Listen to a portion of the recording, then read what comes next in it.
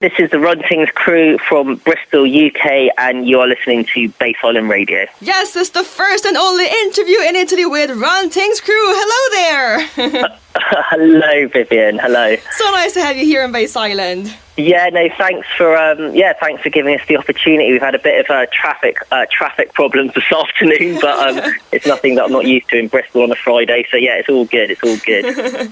Okay, so Run Tingz Cru is not just a crew; it's an entire world in which every aspect is meticulously covered. Great productions, 2 record labels, Run Tingz Recordings and Run Tingz Digital. A clothing line, amazing collaborations, and a brand of events, Run Tingz Sessions. Yeah. So I guess there's nothing missing. No, we've tried to sort of cover all the bases. So yeah, but yeah, I mean, I'll tell you a little bit about how it all started. Really, Yeah, we must have started the label about sort of 3 years ago, back at the start of 2010. But me, Ed, one half of the crew, and Parker had been working together and DJing for years before that. We come from a sort of rave background and have been doing a lot of sort of DJing around the kind of illegal party and sort of free party scene in sort of Bristol and around the UK. But I think we wanted to kind of step it up a bit and sort of push it, and we really wanted a platform that we could use to promote ourselves, on a much larger scale, really, and on an international scale.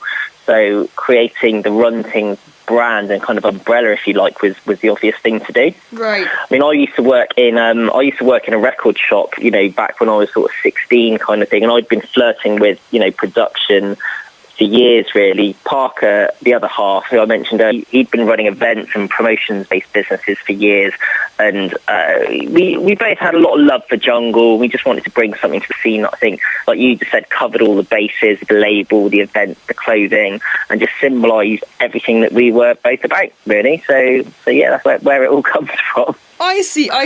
And you have just released the Revolution Time remixes with YT, your first vinyl release since summer 2012. So how did this idea of doing remixes from his third album come about? Okay, well, look, we'd been working with YT since day one on tracks like Born in a Babylon and Hustler.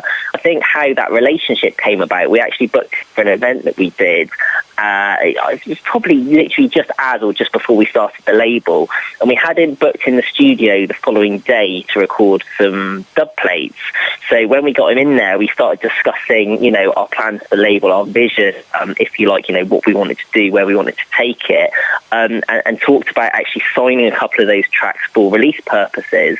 Now, he must have sort of seen something in us he liked, because he agreed to give us the tracks, and, to be honest, I'm not sure we'd even put a record out at that point. So yeah, he obviously liked us. Now, for us, YT, he's got to be one of the most talented, if not the most talented songwriter in the UK reggae scene. And when we heard all the tracks from Revolution Time, it was a complete no-brainer to take it on and do the jungle remixes.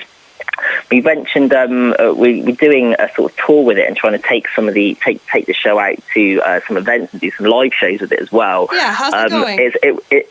They're good. Really good. It's a bit last minute, to be fair, and it was really a trial run for us, because it's the first proper EP and tour sort of project that we've done and we've rolled out for the label. But we've got dates locked off and confirmed in Bristol, London, and we're taking it to Glastonbury in the summer, Glastonbury Festival, which we're all really, really excited about. So yeah, anyone going to Glastonbury this summer should keep an eye out. Very nice. And talking of Run Tingz recordings, this spring you have just signed not 1, not 2, but 3 great up-and-coming artists to Run Tingz recordings. J-Man, Dasa, and do you want to tell us yourself? Yes. Now, we will, we'll unveil all of that. I think, this year, we really wanted to step our game up, and in light of sort of pushing the scene forward and promoting new talent, it seemed like the right time to bring some more and some up-and-coming producers into the camp. Like Josh, who is J-Man, we've been working with for some time, so we just thought it was about time to give him a proper record deal. He went to the same music college as me, so we know he's got good grounding in production, and being Bristol-based, we're just in a great position to help him develop and really help, bring him on in terms of his production skills and his, his sort of profile and everything that he's doing. Yeah. Bossa, you mentioned. I met Dosser at a gig. It must have been in sort of 2012, maybe even 2011, out in STP, St. Pölten in Austria. Mm-hmm. Now, he'd had releases on Benny Page's label a few years back, so we knew he had something about him. And he sent us Rockadub at the end of last year, and which, to be honest, was probably the best original production we'd ever been sent, you know, with original vocals and everything. And we just, it was a bit of a no-brainer again. So we sort of snapped him up, signed the track, signed him as soon as we could. And yeah, his next release is on a remix EP that we're putting out next month. Wow. So that's one to look out for. The last, obviously, we haven't really sort of released too much information online yet because we wanted to tie it in with his release, but he is a producer called Ricky Tuff from Tenerife. Now, a lot of people will be familiar with his work because he's had releases on labels like Jungle Cakes and High Culture, which are obviously two sort of big labels in the scene. We've always been a big fan of his music, and I think what happened, it was a bit of the icing on the cake, really, because we were only really aiming or planning to sign two more producers to the label this year. And I think at the time that I was getting all the contracts ready for Josh, who's J-Man, and Benny, who's Dosser, he sent us a load of tracks through, and I was kind of in that headspace. So, yeah, we were able to agree on terms, and we sort of snapped him up. And, yeah, really pleased. His debut release again is on a remix EP that we're putting out next month. Wicked!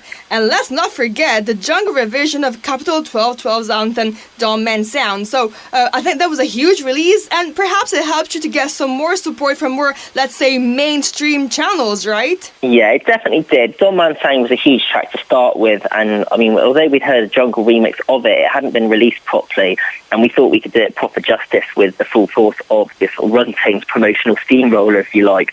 But yeah, no, it charted really well. It got us our first ever Radio 1 play. So yeah, we're really pleased, and hats off to Capital 1212 for giving us the project and letting us have it. So yeah, really happy with it. Wonderful. And you very often hook up with serial killers to do remixes and works together as Killer Tingz.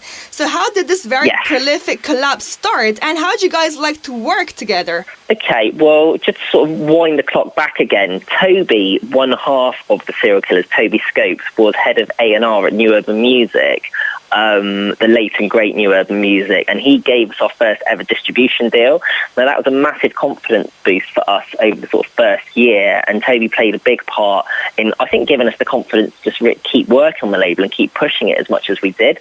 Yeah. Now, after we released Informer and the video, I think Toby realised that we were serious about taking the label and everything that we were doing to, you know, the next level. So he hooked us up with Graham, who is the other half, Graham Warnock, the other half of the serial killers, and the engineer, to just help develop our production skills and make sure we're pushing boundaries, you know, in the studio, along with everything else, really. Right. I mean, in terms of the music, we probably spend about a day a week every 2 weeks up at their studio near London, and that's where all the magic happens. So. I see. And I know that your live shows are very particular and energy fueled. So what happens during a Run Tingz live gig? Okay, I mean, we're all performers at the end of the day, and I think we try as much as possible to replicate the energy we put into our track, you know, on stage when we're in a sort of live setting. We're best known for our shows with Blackout JA, and he's unique to say the least. I mean, I'm not sure that I've ever seen a vocalist with the same stage presence as him. He'll literally be climbing up the speakers and jumping into the crowd off the stage before the set's finished. So, just kind of replicating that energy in the production and sort of, you know, performing it live. So. And in fact, the labels link up that you often do are something I think absolutely fantastic. So what more special events have you got lined up for the next months? Yeah, well, look, there's a lot going on, and thanks for saying that. We think it's a really great way to bring the scene together and give all the people something to be really excited about. There's obviously a lot of unity in the jungle scene, and that is one of the key messages that everyone's trying to get across in their music. So we thought that sort of the events and the label link-ups was a great way to demonstrate the unity firsthand and, you know, have huge parties apart from anything else. I mean, we've got label parties lined up with Knowledge and Wisdom. We're doing the Revolution Time tour with them in London on the 15th of June at Bristol Jam, and we're going to be going back to London after the summer to another three-way label party with another big jungle label in the scene, but you just have to keep your eyes online for that and on the website. There's plans to do a collab party with Congo Nat Bristol later in the year. We're taking the sessions to Reading and Leeds, so that's all in the pipeline. And Park is currently really busy working on possibly one of the biggest event projects we've done to date.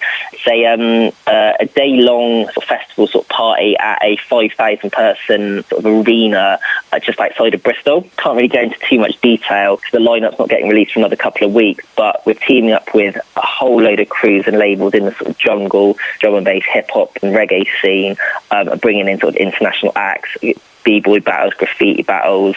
There's sort of a skate competition, all sorts of things going on, as well as a fun fair. So keep an eye out for that. Absolutely, that's brilliant. So how do you feel the jungle scene differs in London and in Bristol and like around the UK or Europe? I think personally it's a funny one actually, and I think it's all very subjective, and I think you speak to 10 different people and you get 10 different answers, but I think the jungle scenes are very similar in the way that, I don't know, it's all about positive vibes and unity, like I've said. And I think wherever you go, you'll find there'll be like-minded people all coming together just to have fun and to enjoy the music.